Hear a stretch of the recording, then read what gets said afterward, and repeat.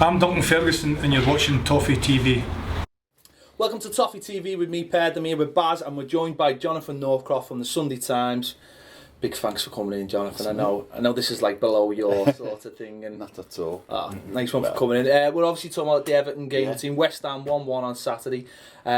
We were a little bit worried about this game. West Ham being top class this season so far. Yeah, last time I was at Upton Park was watching them do Chelsea, and they really did them. So 1-1's a pretty good result, and they played well, didn't they, West Ham? They've got some good players going forward. In particular, thought with Jagielka it might be a bit of a problem. But yeah, Everton stood up well. Just first sort of 20 minutes of a game again is a problem, isn't it? What have you made of West Ham this season? Obviously, new manager come in, and obviously there's the stadium move and things like that. I mean, to an Everton fan, there is that worry that they are just starting to maybe look like they could be a rival. Well, they are a rival, I suppose. And when they get that new stadium, they're going to be a force, I think. In fact, I spoke to Ed Woodward last year at United, and I think he was about the first person to flag this up. But he said they're keeping an eye on West Ham because of the potential there with the stadium. If they get it right, it's just a huge market for them. There's a new rail link going from central London up the Olympic Stadium. So basically, if you're a Londoner and you want Premier League football and they've made the ticket prices really cheap, next year you can be able to get on a train 20 minutes, you'll be at the game. So they could be huge.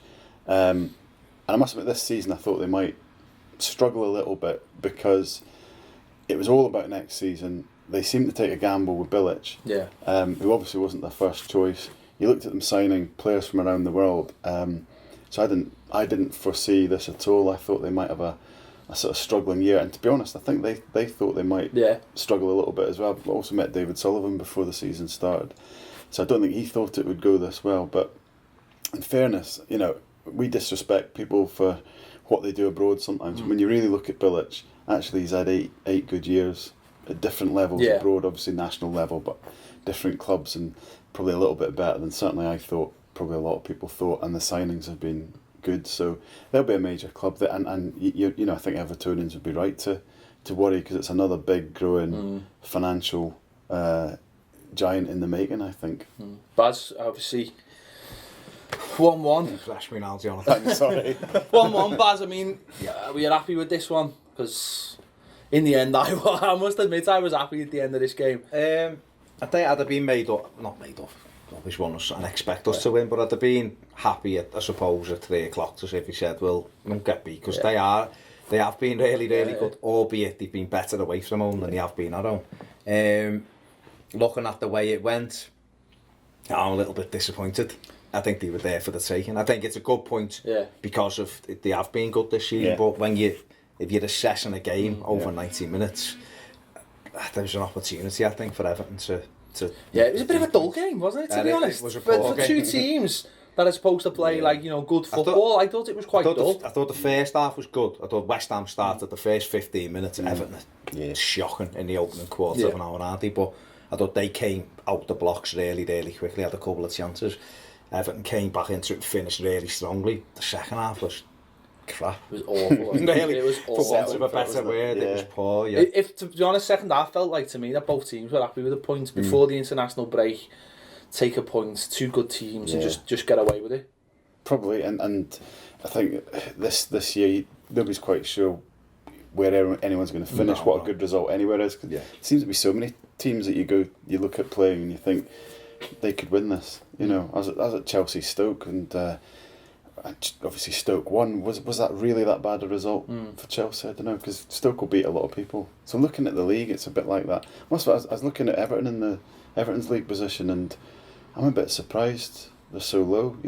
Everton have given the impression of doing just about as well as West Ham this season, but they haven't, have they? Well, that was one of the things we were saying last week, was if we'd won the game, we would have gone a point behind West Ham, and they're supposed to be having the season of seasons. But I suppose if you look at the teams Everton have played so far, we have played a lot at the top side, so I think coming into where we are, I think we're doing all right, but we should be doing better. I felt as though the other week people were saying Everton had this flyer, certainly around the derby. It was Everton have been brilliant and Liverpool have been terrible. Well, I just thought Everton have done okay. I think we've just been nice and steady. We've done, considering the teams we have played. You know, we played all of the top 8 last season. We've now played West Ham, who are a team who will be banging on that top 8, no question about it. So that's another one. We're on a run now. It's just still in that, the cup. And we're still in the cup. We're in the quarter-finals of the Capital One Cup, which is unheard of for Everton. That's the main thing. We're still in the cup, but one of the not only because you're a top journalist, but it's good to get an outside perspective, and obviously, one player we've been very critical of this season. I'd be very interested to hear your thoughts on is Tim Howard. We're gutted because we haven't been to criticise him for the last 2 weeks. Okay, but I mean, what have you thought of his form, and also the way Roberto Martinez seemed to handle this season? Because we've been critical. We thought Joel had a great game in the League Cup, but straight afterwards, Roberto Martinez he's straight back in there. Yeah. What are you talking about? It's a funny one. I mean, first of all, I understand why you'd have been critical of Tim Howard, because great guy, fantastic player as he is. There are the signs of decline there. You can't get away from them. He's really close to Martinez. I mean, I've picked that up from speaking to Tim Howard. A time last year when things really weren't going well for Martinez and various rumours about players being unhappy. Spoke to Tim Howard around that time, and he was talking about this being the best manager he'd ever played for. And you think he's played for some pretty big. So the manager is Jurgen Klinsmann, though. Yeah. Well, he played for Fergie, though, didn't he? He did. To be fair. So I mean, I remember him talking about how Martinez gets him to be his. I mean, this is how Tim Howard sees it. So maybe Martinez would say otherwise. But Howard said that Martinez gets him to almost be like a lieutenant on the pitch and puts him in charge of organising the defence and talking to them all. So it just seems like a lot of trust between the two, a great big bond between the two. So all that said, it's probably hard for Martinez to drop him. But even when Joel signed, I thought he could go in and be number one. He's a very good goalkeeper, that lad. And surely the time is near. It's just it's that tipping point, isn't it? When's it going to happen? Because we thought it was going to happen weeks ago, but I think, and I've said it before, is that when you're a player, when you're a footballer, and you get in and you take your chance, you should keep it. Really, that's my belief, because I think the message that sends out to the squad is that if I do the business here, I'm staying in, and I've got a chance to keep this year. And I don't think it's healthy at any time to lose. To have a player where if you're playing well every week and I come in and have a game, I think Jonathan's back in no matter what I do. It's gonna make your levels drop. That's just maybe the one thing that Roberto's thinking about is it's quite a young defence now with Jags out of it, and maybe that's keeping Howard there because otherwise, especially with Funes Mori now having to learn the game at the same time, maybe he just wants that bit of experience. Sure. Maybe. Sticking with that theme, I mean, Roberto Martinez, obviously you mentioned there last season, there were tough times, and a lot of fans are still not convinced. There's a lot of people said we'll give him up to Christmas, and some people, because it feels like all the players are there, but sometimes he just doesn't necessarily put them in the right order. I mean, I think he's done this season. Yeah, I mean, and to be honest, that's been Roberto Martinez's career for me, trying to analyse him, because you looked at him at Wigan and it was the same. It was like, is this bloke a genius or is he actually pretty ordinary? I still there's things that he does really, really well, and then there's things that maybe defending being one of the obvious things that he never quite gets right. I think this season's been a marked improvement, and where I was worried last year was looking at young players like Barkley, who seemed to be going nowhere last season, and you're worried. You're thinking, well, Martinez is supposed to be his brand. He's supposed to be like a great attacking coach who develops young players, and there's the best example, and he's not doing anything. Lukaku wasn't really. He'd stalled a little bit. So for me, looking at Lukaku, Barkley, Deulofeu, the improvements they're making, that's what I'm kind of looking at, I suppose, more than the results at the moment. And you've got to say, keeping Stones means that if you look at those four, that's some sort of spine. So it is a kind of like building for the future argument still. But that's why I'd probably be less critical about Martinez this season. I think it's been okay, but it can't. Everton's not big, and it can't just be all about promise and so on. It has to be also has to be a bit of solid achievement in there as well. Now, you mentioned Romelu Lukaku there, obviously scored again against West Ham. They absolutely hate him. You know, he's another one. I seen people yesterday on Twitter still saying they hate him, Evertonians. And I just think to myself, what would Everton do without this lad? You know, I think Martinez has come out. There was rumours last week, it seemed to come from his agent, £45 million for him. And Roberto come out and said actually it'd be closer to 55 if we were ever going to sell him. To me, he's got everything. And people still seem to have an issue with him. His problem is he's a big athletic lad who doesn't always put in a shift, let's be honest. And that will always, to the British fan, not just Evertonians, I think you've probably got even more of a culture of working hard and, you know, being down to earth as a player. But even throughout British football, you look at somebody who looks like him and you expect him to be a bit of a worker. And he's not, but he's actually very sort of skillful, more continental striker, I suppose. And the thing that strikes me about him is you could put him in any of the teams in the Premier League. You know, absolutely every side at the moment would be crying out for Lukaku. You know, Chelsea can't score, Costa's not scoring anymore, they should never have let him go. Arsenal would put him in right now. You could go through it, couldn't you? Even City with Aguero out, you'd rather have Lukaku than Boney. So, you know, Everton are sitting on a really good asset there. And his agent will do that. Well, he will, his agent will try and take him. Because he's his agent. And the European Championships aren't going to do Everton any favours with Lukaku. Saying now, he doesn't really like him though. The Belgian manager doesn't really like. He certainly doesn't like Morales, but he definitely doesn't like Lukaku. Well, we've seen the last few weeks, Baz, how much Gerard Deulofeu is bringing the best out of him, because every time we were talking about this when the derby, when they took him off, and we still couldn't understand why he took him off in the derby, and he proved again on Saturday how good he is, you know, and how he's got that connection now with Rom. Yeah, I think in terms of Lukaku, when people have a go at him, and I am critical of the fact his hold-up play is shocking still. At 22, it looks like it should be good, doesn't it? It's bouncing off him, he's got everything. So, we seen last week, once Kone went and stood next to him and gave him a hand, he looked like a different player. He looked like the player you're talking about, the player that everyone would have. So I think the manager's got to take a large portion of responsibility when Rom looks like he does, for the fact that the way we set up. I think if you're going to play Lukaku, it's almost got to be like Liverpool were when they had Sturridge and Sterling and Suarez, or Barcelona. You've almost got to have those two players right next to him, and then he won't be as isolated and he'll be that player that comes alive. But going back to Saturday, the pass from Deulofeu, I mean, the one, I still can't work out which is the better one, the Sunderland one, because he was in our half and he bent it down, or that one Saturday, but it was eye of a needle. But the weight as well. And the weight, he didn't have to break stride, and that was, if you're a centre forward running onto a pass, you haven't got to break stride. Nah, keeper, it was delicious, it really was. And I did a piece on Deulofeu a couple of weeks ago, and I spoke to Graham Hunter, who you probably know, who knows, you know, saw him come through at Barcelona and spoke to a lot of the youth coaches there. And he said they actually saw him as like the replacement for Ronaldinho coming through, and I've always seen him as a slightly different player, maybe a dribbler and so on. And he said no, they saw him as a number 10 because his passing was so absolutely brilliant. He was scoring goals and he was dribbling and so on for the youth team. But what was really exciting, the Barca coaches were the through balls, and then since then, to be fair, well, Graham, even against Arsenal, the ball for Ross when he scored. So that's 3 games in a row he's provided passes like that, and that was something actually said on Saturday.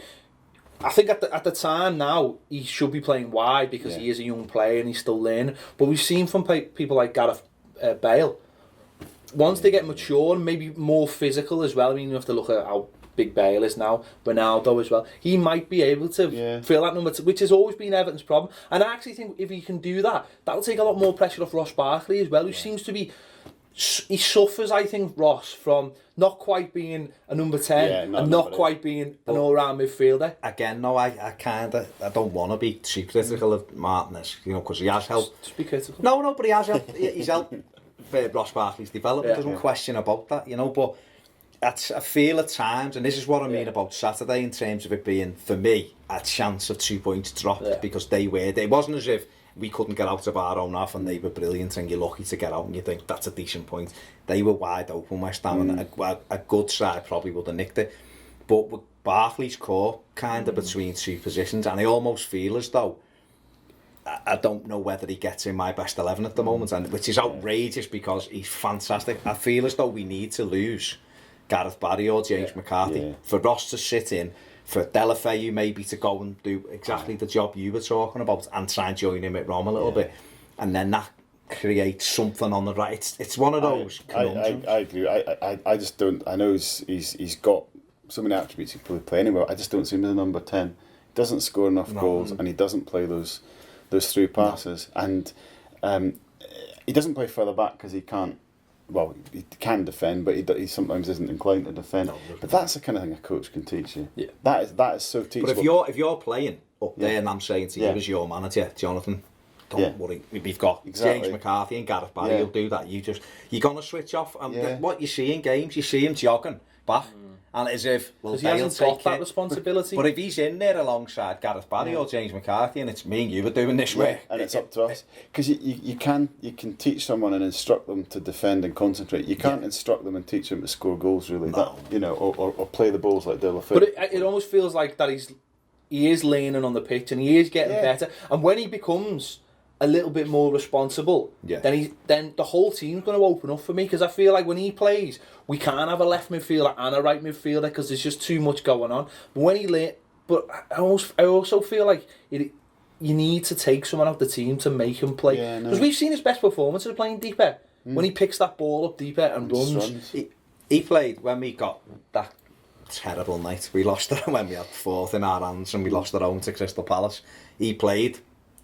It should have been him and McCarthy that night, but he left McCarthy off on the bench and played him, and I think it was him and Gareth Barry as the two midfielders. And I thought Ross Barkley was fantastic that night in that deeper role. The pitch seemed to, because he could take the ball and go through the transition from halfway line up to the edge of the penalty, there seemed to be a lot of room for him. I just think, and I mean this in the nicest possible way, I just don't think he's bright enough to know what's around him in that number 10 though. Stevie Naismith said something to me about Ross, which really stuck, because he was talking about how Stevie had to obviously graft to get to where he is as a player, and he still has to graft to play at Premier League level, and that's why you love him for it. And I asked him, about would you rather have been a more sort of gifted player coming through, and he said no. He said I feel sorry for the guys in a way who are super gifted, and he mentioned Ross. He said imagine being Ross Barkley coming through, you'd be like the outstanding player in every single game you've ever played in until the age of 16. You'd be used to doing whatever you want on the pitch. Suddenly you're chucked into men's football and you can't do everything you like on the pitch. And he said something like Ross has actually had to relearn the game. He's had to, and he's what you said. He's still learning, isn't he? Yeah. You can see he's still trying to come to grips with this new environment. A lot of it comes. We say this all the time. Is a lot of it comes by instinct to Ross, and sometimes when he has to switch on that brain, it doesn't come as easily to him. Whereas you think of other players and someone like Gerrard and players that he looks like people wanted to emulate, he looks like someone who's always thought about the game. With Ross, it comes so easy to him that when he has to do something else, he hasn't quite learned that. And I suppose he's learning that on the pitch. He's got, for me, he's got all the key attributes to be another kind of Paul Gascoigne. I don't know whether he's as... And I mean that in way, the dribbling and committing, because we all, as fans, we all want to see players running and making defenders commit. And I think for England, I don't think there's another midfield player like him. No, he's English. The thing is, you look at Dele Alli now, and this might push Ross on actually. I mean, Dele Alli's the sort of younger model. Ross is much more gifted. I mean, there's no question about that. But you see that Dele Alli's one of those lads who will listen to every single word his coach tells him, and will do whatever job he's asked to do on the pitch. And it'll be interesting watching the two of them to see who goes furthest in their career. But that goes back to what I was just saying. It feels like Ross is doing what the manager tells him. It doesn't feel like the manager gives him enough responsibility on the pitch. It feels like he just says to him, go and do what you want. And I think if he took Barry out the team, then suddenly Ross would have to switch on. Barry was fantastic. Oh no! We say this every week. He's brilliant every week. The problem for me, and I love him, I do love him, but it's James McCarthy because he was exceptional second half against Sunderland. He'd done everything you want him to do. He drove us forward. He broke things up. But I just think it's so hard, isn't it? The West Ham fans will be looking. Oh yeah, they'll be made up. But if you're looking at the future, then Ross Barkley could do that. Yeah. And James McCarthy could do what Gareth Barry does. It's just Gareth Barry is playing so well. He is playing every well. year. I think he is playing well. He's probably been our most consistent player. But we've got to be careful. We done an interview. He tires over a season as well. We done an interview with Roberto Martinez in May, wasn't it? Yeah. I think, and he was saying last season he didn't plan Gareth Barry to play anywhere near the amount of games, but he basically had no one else, because Darren Gibson was injured, and I mean, he didn't realise he could actually just ask James McCarthy to do that job, obviously, but, you know, but we've got to manage Gareth. I think if we look after Gareth Barry, then we'll get more out of him, but there's got to be a time. There are games, I felt last week against Sunderland, he could have easily left them out, because they were just so poor. So there are those games, but I suppose it's whether he feels, when he feels the right time. It comes back to what I mentioned about Howard. I think it's about the blend as well. He's got, because we're talking about, you know, Barkley learning the game, Lukaku learning, Deulofeu learning. You've got young fullback, you know, you're Galloway. You've got John Stones learning. There's so many. That's what's exciting, but that's also what's flawed about Everton. There's so many kids who are developing, and that's why he needs to put his senior guys on the pitch. So it's a sort of mix at the moment, isn't it? And that's why it still feels a bit transitional, I suppose. Now, you mentioned John Stones there. The last couple of games he hasn't been up to quite his own standards, but I thought on Saturday I thought he was magnificent, and the home of Bobby Moore, and he's putting in performances like that, because he was absolutely brilliant on Saturday. He was Bobby Moore-esque, wasn't he, from what I've seen on pitches, obviously being too young to any of us too young to see him. No, some of them chat. I mean, he reads the game absolutely fantastic. He steps out with the ball. There'll be fellas who were sat in the chicken run there on Saturday going, I've seen this many years ago, but so elegant on it. But I thought him and Funes Mori was brilliant on Saturday. I really did, up against Andy Carroll, big and physical, and he allows John Stones to be. We've said this before, it's almost difficult being a centre-half playing next to John Stones, because you're there to just defend, and then you've got this sexy, young, good-looking lad bringing the ball up, making it look so easy. That's what you think. You think of the template of Vidic and Ferdinand, don't you? And Vidic, that's the combination you need with John Stones, isn't it? Like, you know, you've got your Rolls Royce, and then, you know, you need a guy that wants to get his nose broken 5 times a game and actually, you know, relishes that. So Funes Mori's been, we were all led to believe this guy was going to be a disaster. Mr. Vickery, and to be fair, I followed Mr. Vickery. I liked him, Vickery. I must admit, knows his stuff, he does know his. Thank you. He does know his stuff. He does. And not on Funes Mori, apparently. But he's come out and admitted that he said he got it wrong, but he said the reason why he got it wrong were the reasons that he said he's developed so much in the last 2 years. It wasn't just him, to be fair. I mean, he was the most respected journalist saying it, but I saw some other guys. I did myself. Look, every player's a gamble. You can have this lad who's banging 30 goals in everywhere and go. I remember many moons back when, like, United took Peter Davenport, who was unreal. I mean, I am going back many moons, by the way. Yeah, but no, he was marvellous at Nottingham Forest. Score goals everywhere, you know, and you've seen it right the way he went to United, couldn't score a goal, you know, and that's gone on throughout the years. We've had strikers, and you've gone, he'll get Chris Sutton, you know, people like that, he'll get hundreds, dries up, you know. It's only really the very top end, haven't you? And it can click for young centre halves, can't it? You look at Chris Smalling at the moment, who 2 years ago you wouldn't have bet your money on him, would you? If you could only have one, Stones and Smalling, who would you have? That'd be Stones all day, because he is the... We've had these debates. But I do think Smalling's good. He has got better, to be fair. We did a video with some Man United fans, and we weren't too... we obviously hadn't seen enough from this season, and then he comes to Goodison and has an absolute brilliant game. But he's a different type. I mean, he's actually a guy. Should they be the? I mean, for surely sure. Cahill needs to just walk. I'm not a Cahill fan. No. I mean, he's a lovely lad. If he's watching, he does watch this actually. I'm sure he does. Because he watches it to see what I call him. I'm sure. I'm not as complimentary as you. Is there a Cahill spot every week? I just think. Some footballers are very lucky. Aye. That's what I think. He's a very average defender. You take John Terry away from him, and he's not the player, is he? He's not the player. Smalling and Stones are the absolute standouts in the country at the moment. And I don't think anyone should be near them. Actually, Jones and Cahill, for me, and Jags aren't really the same. To me. But I think Hodgson will play Cahill and one other. Stones will probably play right back. Yeah, I think he'll play. I think he will. I think he'll play right back when the time comes. And that's a bit, which is sad. But saying that, I seen John Stones playing nearly right wing. Last week against Sunderland, he just decided to play. He just went wherever he wanted, didn't he? So fair enough. So I thought he was magnificent on Saturday. Stones, he was, because as I say, he'd had a few dodgy games. West Ham, going back to what you said about McCarthy, West Ham fans weren't too happy with McCarthy, were they? Payet It was a shocking tackle, to be fair. I can't defend that. No, there's no one can defend it. It was a naughty challenge. It was one of those that you can't, you look and think, he probably was lucky not to get a red card because his leg, he got a bit of the ball, just but a it bit was of that quickly that the referees made. That's scissor action. But it's the scissor action. I know he plays for Ireland, but he is a Scottish midfielder, and there is something just. I watch him and I see the Scottishness in him. You see, Charlie Adam, who's actually, even worse at tackling, far worse than anyone probably in the league at tackling. But there's just something in the mentality that, look, if you're a good player, I'm going to let you know that you're not going to do your stuff today. And you think back to the Souness's, and I'm not defending some of the challenges my countrymen have come up with over the years, but I know where they're coming from. At least it wasn't as bad as that one at Rangers, right? Souness. But he was manager. That's the worst tackle I've ever seen in my life. That's horrendous. I think the thing with obviously he's through a tackling. It was a naughty challenge.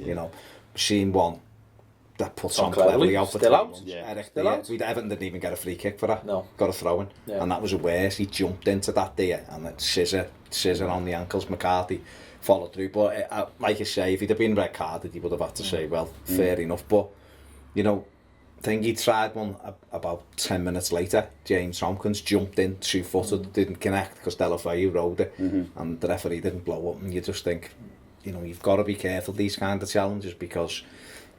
One follows on to the other. I think that was reactory, obviously, to the McCarthy one, but the other one, that Valencia went off with the Seamus Coleman one. Good tackle. Absolutely nothing challenge. He's won the ball, 100% ball, and I think he's just turned his ankle, hasn't he? But it was a disappointing. I wasn't disappointed. I think a point was a fair result in the end. Second half was just. I can't sit here and make any great claims that their goal was a good goal. Theirs was a good. I seen someone blaming Howard. Now look, we will blame Tim Howard if there's a chance. There was nothing. To be honest, it was a penalty. It was 100% penalty. God, if Barry put his hand, I didn't see that. It was a penalty. Put his hand out. The referee should give a penalty, and Lanzini pops it in. Brilliant finish. Yeah. And then obviously Everton's goal. But I thought for West Ham, just on them, Pyatt, I thought Victor Moses was brilliant for it. He faded, but I thought for an hour he was very good. Left hand side again. I know Coney last week was brilliant, but the left hand side away from home. What happened last week, and this is what we're talking about before when we were saying about Martinez and balance and we've got the players. Yeah. Last week Coney played almost alongside Ron. Because we're at home. We were at home. And Oviedo, with the little bit he was on, was raiding down. And then Galloway just played, we almost played without the left side. Ross Barkley went and tucked in over there at times, and McCarthy. So it allowed Coney to go right in alongside Ron. Ron was happy. They were shining each other's feet, hugging and kissing and everything else because the pair of them were happy. At the weekend, we went back to the unbalanced Everton, and I think that's why. For me, we just didn't offer any. We had the one chance early second half, which was the Lukaku one near the end, which hit the side net. I think that's one of Roberto Martinez's blind spots. Is I know Coney scored a hat-trick, but I think sometimes he just has to go. I couldn't score a hat-trick, but this week, but I think you can as a manager. I did what I would have picked. This is what I was saying to you before about the three in midfield. I think not play at the even. I'd have said this is what I would have done it, and it might unbalance us, but he done it every game last year for about 3 months. I'd have said to Ross Barkley, right, you're going to have to go and sit in front of Galloway there on the left. Say to Coney, you're almost playing as our number 10, so that you can drop into midfield if we need someone to get hold of the ball and knock us off. When he's on the left, he doesn't offer us anything, and especially at a good side like West Ham. For me, you can. It is a thing sometimes for a coach to deliberately unbalance a team. I think Prandelli used to do it with Italy all the time, where he would bring Marchisio into a position that meant he would leave a flank open to get the opposition to go down there and then go up the other way. So if you do it, you've got to then make sure you're going to capitalise. We've seen him do that. We've seen him do that against Arsenal, but he put Rom on that side. Exactly, yeah. Well, he done it against, when we beat Chelsea, he done it with that. He almost said to Naismith, go and play where Bezic was playing. Naismith either ignored it or just said, well, you know what, I'll just do whatever I want to do. And he ended up getting a hat-trick. And Chelsea didn't ever get to grips with it. And I think it works at home. I think you can kind of, because the crowd will, but away against a good side like West Ham, who will pull you. They've also got, because they've got Lanzini and Payet who are clever, Yeah. and they can do, they can play in a lot of positions. Then you're doing it against an opposition that are going to sniff out where you're weak. Well, the That's first the 10 problem. minutes, they just went 2-on-1 against Yeah. Galloway. Looked, he was all over them. They could have been 2-0 up in the first 10, couldn't he? But I think cleverly missing loses that left, because he'd come and just sat in that left-hand side effortlessly, hadn't he? Really, to be fair to him. So I think we haven't quite got to grips with that. Before we let you go, I just want to ask you, you're a national journalist. Why haven't Everton been bought yet? What's going on? Not Come on. again. Not this Come on. question again. Well, I can only ask you. What, I know. it seems from what we're hearing, it feels like something's going on. Yeah. I mean, does it feel like that to you, that Yeah. something might be happening? It does. I mean, yeah, hard to establish it. It's always been hard to establish a lot of things about, obviously, the ownership and how it works at Everton. But it does feel, not just Everton, it feels like there's a couple of things happening. I think the latest TV deal has just been that extra sort of sweetener, I think, Incentive, for yeah. investors. I think there's more money going into Bournemouth. That was a story sort of day. Yeah, They've seen got that, some yeah. US investment, and I'm told that we think that there can't be any more Americans coming into the There's always Premier League. Americans. There's more, yeah. Yeah. There's plenty more waiting, and there's interest from elsewhere. So yeah, I think something is happening. Just brewing under the surface. We've all been here before, haven't we? Yeah, I remember yeah. the Russian take. But it does feel like you said, the TV deal. It does feel like that's the sweetener, Yeah. and Everton have, we're led to believe they've paid off a lot of loans recently as well. It feels like the club are just getting themselves geared up to do something. I think there was a while ago, and this is probably why Everton didn't get bought, that to buy in was such a gamble that you almost had to go for the really established brands. It just had to be Man U, Arsenal, whatever, blah blah blah, and then guys buying in at the lower end, it wasn't really working out for them. But we've seen now, actually, you can buy a club from outside the big four, and you can make a lot of money, and you can do really well. You can look how Southampton have grown, for example, and West Ham. That was only bought 2 or 3 years ago, and they're growing it. And there's so much money now coming in that you can be one of the richest 20 franchises in world sport without even being in the top 5 in the Premier League, can't you? So. Fingers crossed. I think just quickly that we are hearing so much that's bubbling along, and I worked at Everton for 11 years, and there was stuff, Anton Zinger, Everton, all of that. It never moved the way it's moving at the moment, and a lot of things, people are posturing and putting things in place, and it just seems as though there's 2 or 3 who are ready to go, and especially with obviously Sport and Kansas, Hyman coming out and saying, the Sport and Kansas boys in. Well, that's it, but he said himself there's 3 really serious investors and the big players, so we'll have to wait and see. Big thanks to Jonathan for coming in. Sunday Times, read it, get it online for free. Welcome anytime. Can you get it for free? No, it's not for free. Keep him in a job. Right, don't forget, give us your comments below about this game. Anything we've discussed on the show, it is on Twitter at Toffee TV1. Don't forget to subscribe as well, and we'll catch you soon on Toffee TV.